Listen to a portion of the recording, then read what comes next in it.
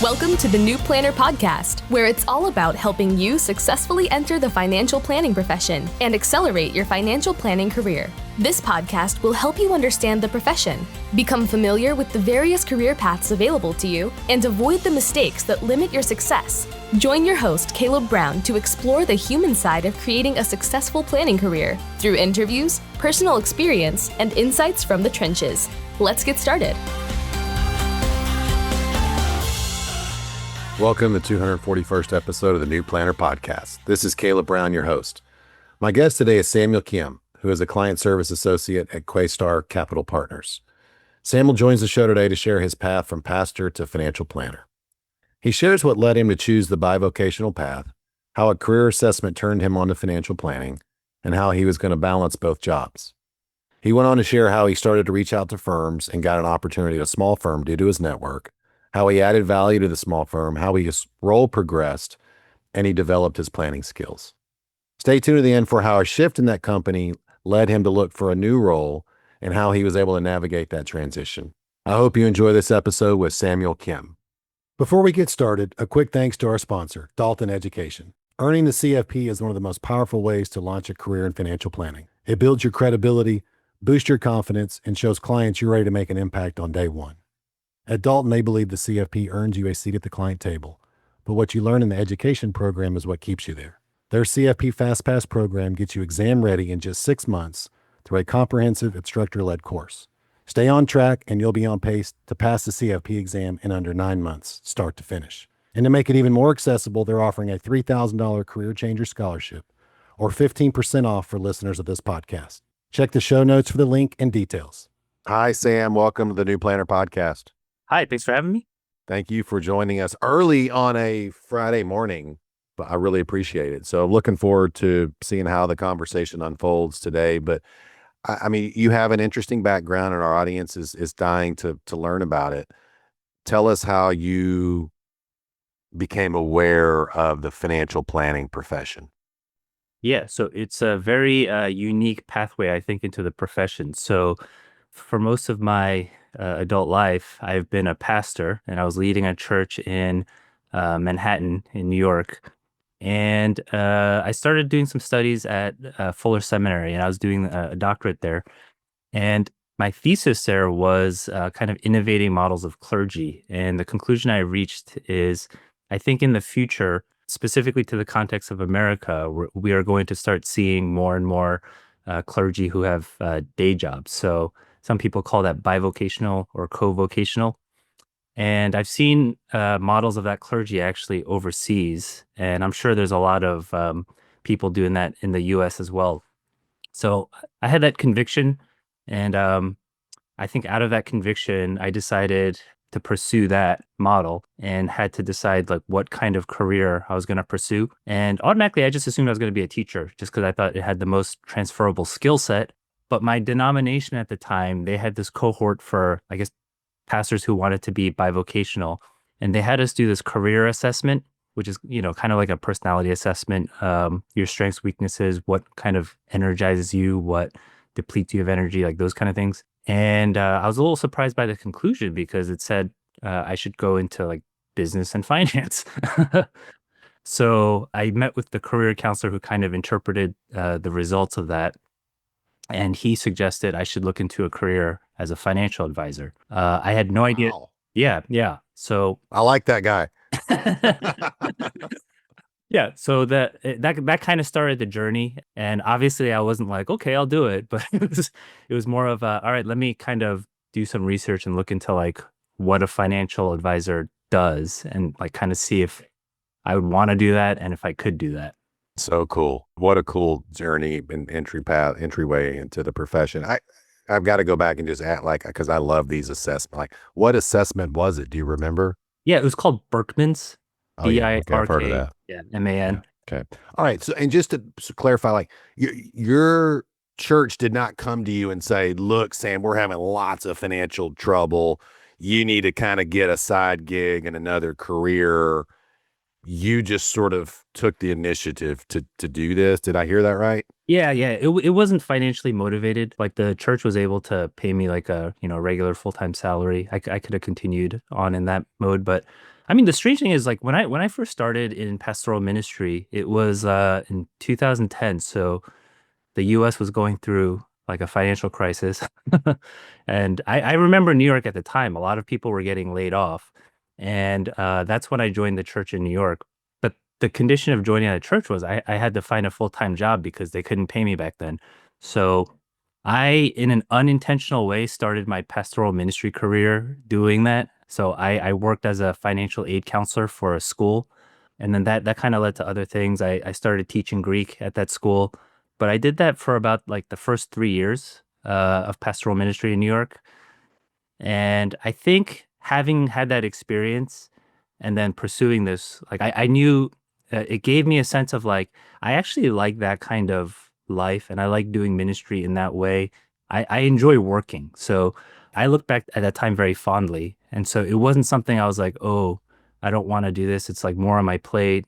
It was kind of something like, I think my personality is kind of constructed to do this. Okay, and so now just so you're doing financial planning full time, and then you are still involved with the church, but that's only like on a Sunday or the weekend. I would say mostly weekends, sometimes weeknights, but yeah, outside of Okay. like the typical office hours during the day. I mean that seems like a lot, but it looks like, I mean, based on what I just heard, you're managing and juggling that pretty well.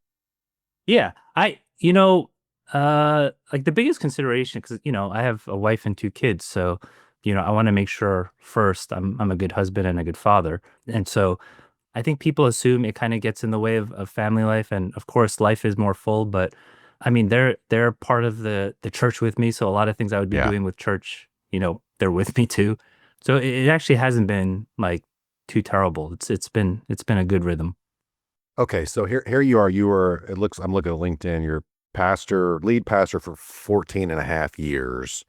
And then I guess a couple years ago, it was like, this is when you decided, all right, I'm going to do this financial planning thing, thanks to the Berkmans and the career counselors you've already shared. How in the world did you get somebody to hire you when you had zero experience and I mean, what a lot of people say, a completely unrelated field? I don't know, actually. I mean, some people would call that luck. I guess I would call that providence, but it was basically, so I worked at Red Oak Wealth Management, and that was kind of like the real start of this career path. And Mike, who was the advisor at Red Oak, he just posted something on LinkedIn looking for a paraplanner. So I just emailed him and reached out and I said, hey, this is who I am. This is what I'm looking for. Basically, like I just want an introduction to the business and some mentorship. He's like, okay. He called me and we talked on the phone for like 2 or 3 hours and we just connected, I think, relationally. And then he invited me in and then we met and there's like he had an informal partner accounting firm, which is where a lot of the clients came from through referral. But he had me meet with the accountant as well, and I think they were both like, "Oh yeah, we would love for you to be part of Red Oak." So that's how it started. Yeah, I mean he took a risk on me, I would say, because I didn't have much Absolutely. experience. Yeah. Wow. Very, very impressive and good for him. I mean, it sounds like it'll work because you were there, you ended up being almost 3 years. Is that right? Is that Yeah, right? yeah, yeah. It was a phenomenal experience and introduction in terms of the career. I learned a lot. Yeah. And talk to us about the first few days or few months. I mean, what were you doing and how did you learn how to be a financial planner? So the first couple of months, it was just kind of like learning about the firm, learning about the clients. I don't think because I was his first hire as a paraplanner, so he didn't exactly have like a vision or like a set template of like what I was supposed to do either. So we were both kind of trying to figure out the best way to serve clients and work together and what I can do and what he could do. In the beginning, it actually just kind of ended up, I was just shadowing like what he did when he had client meetings. I would sit in on his client meetings. Afterwards, we would discuss it. Then he would give me like a project. Hey, can you do this? Can you try to do that? And then I would try to do it. And then if I ran into problems, try to problem solve it. If I couldn't solve the problem, I would go to him and say, hey, I couldn't figure this out. We would go through it. So it was just a lot of that, I think. Yeah, I mean, it's apprenticeship models, what you're describing, and it sounds like it's a small firm, and you were kind of the only guy there, so you got all the mentoring and the training, right? I mean, that's one of Yeah. the benefits of. I mean, I'm tongue in cheek, but like that's one of the benefits of going to a small firm. Yeah, for sure. It just talk to us about your progression. So you kind of shadowed, you learned, and then when did you start giving advice and dealing with the clients? I mean, even in a support capacity, but also maybe in a lead capacity.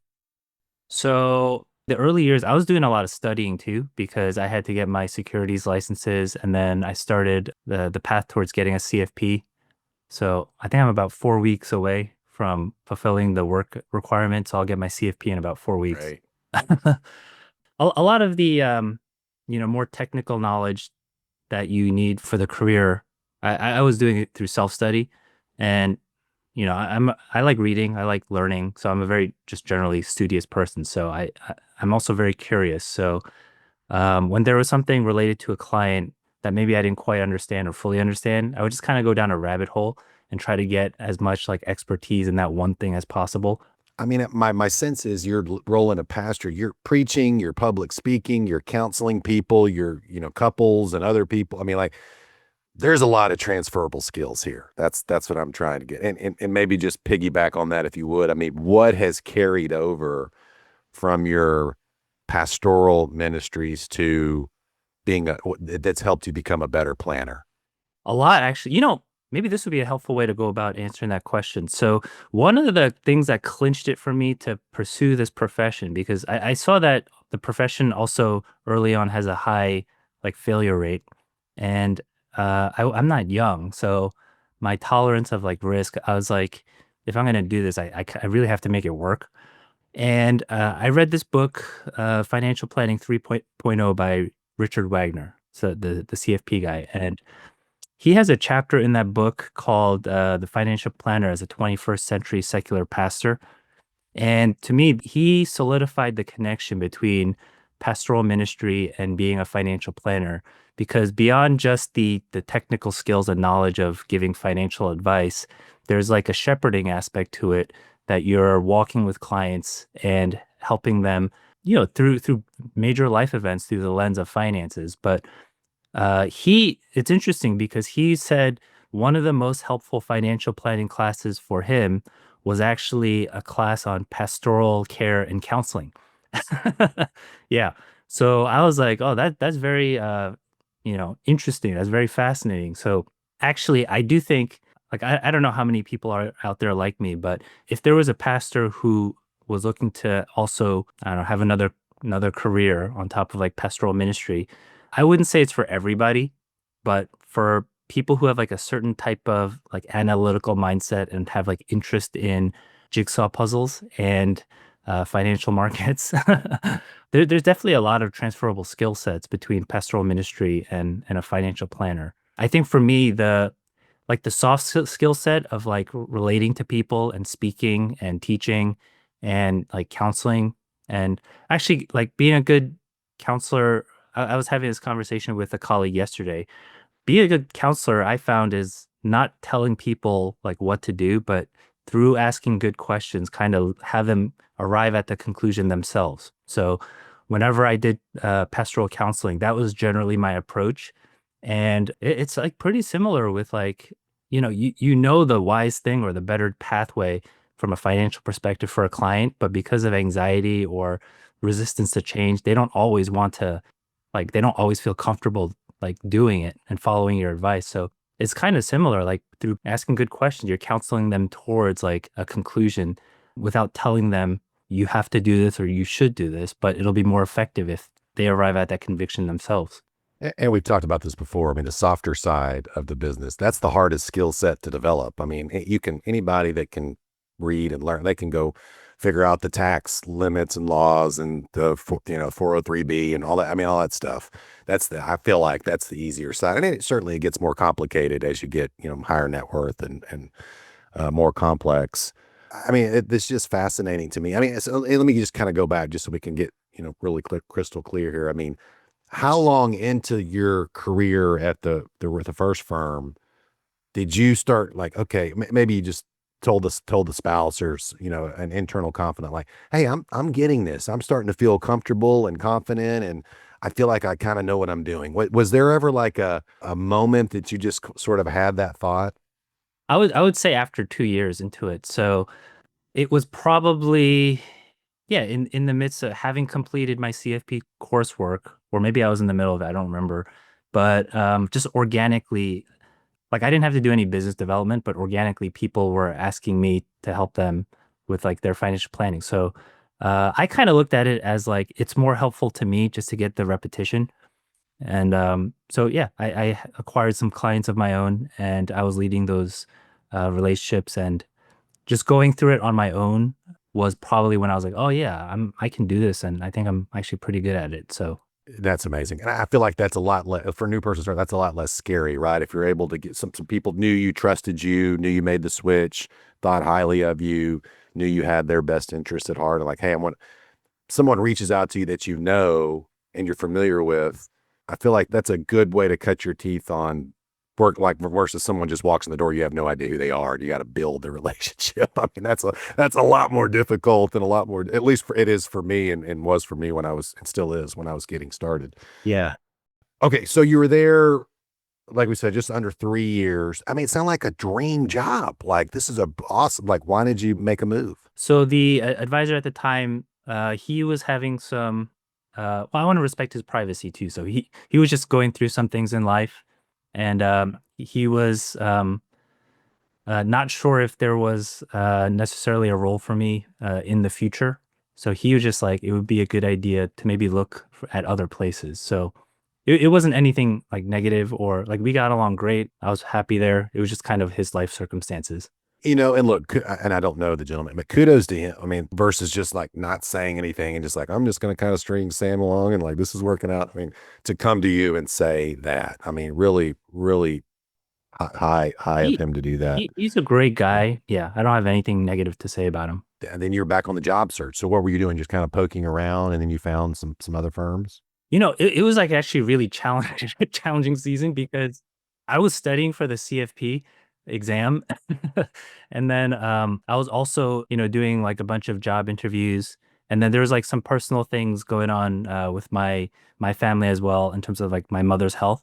So it was actually a very challenging season. And after I passed the CFP exam, my wife was just kind of like, I can't believe you did it. Like in that short period of time with like everything that was going on. And I'm not usually one to kind of like pat myself on the back. I just look at the work. I'm like, what needs to be done? But that was a moment I was like, wow. Like looking back, I was like, wow, this is like a big milestone for me. So I was pretty happy after that. That's great work. But the job search was actually encouraging to me as well because having just been at one firm, I didn't know um, I didn't know what was out there. I didn't know what other people's perception of my abilities would be.